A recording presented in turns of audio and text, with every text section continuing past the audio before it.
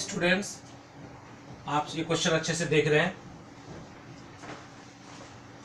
We don't know what is the voltage, total voltage supplied, but it is given 6 ampere of current is flowing through this, and this is 2 ohm and 4 ohm and 6 ohm. These are the two resistors. First you have to calculate total voltage, that is this one, current through 4 ohm and 6 ohm, what current is flowing through 4 ohm and 6 ohm, and potential difference across 2 ohm. Potential difference across 2 ohm. This one कैसे start करेंगे? सबसे पहले बेटा देखो, यहां से 6 ampere का current आ रहा है एंड 6 एम्पियर का करंट सबसे पहले 2 ओम से पास करेगा and 2 ohm is connected in series. तो आप एक काम करिए, आप बेटा किसी तरीके से आप 2 ओम का वोल्टेज निकाल लीजिए, दैट इज V1. तो what is V1? I into R. जब आप इस फॉर्मूले का अप्लाई करें तो इस चीज का ध्यान रखें, जिस पार्ट का तुम्हें वोल्टेज निकालना है, जिस पार्ट का तुम्हें वोल्टेज निकालना है, उस पार्ट का तुम्हें करंट पता होना चाहिए और उसी पार्ट का तुम्हें रेजिस्टेंस पता होना चाहिए.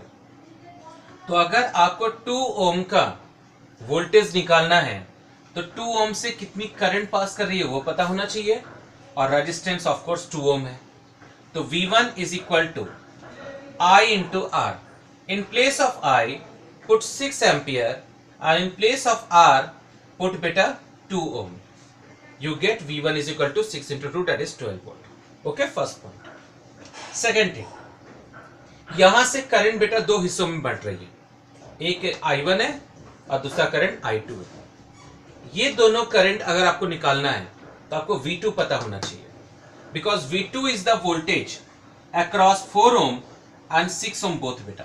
ये जो V2 है ना, ये 4 ohm का भी वोल्टेज है और 6 ohm का भी वोल्टेज है. बट V2 निकालेंगे कैसे? देखो, इन दोनों का कंबाइंड रेजिस्टेंस, सपोज बेटा दिस इज R डैश, इन दोनों का कंबाइंड रेजिस्टेंस क्या है? R डैश है.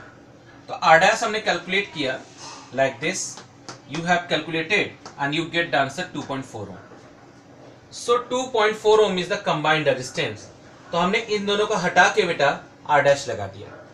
अब R डैश से कितनी करंट पास करेगी? 6 ampere current. Now you have current, you have resistance, easily बेटा you can calculate voltage V2. तो V2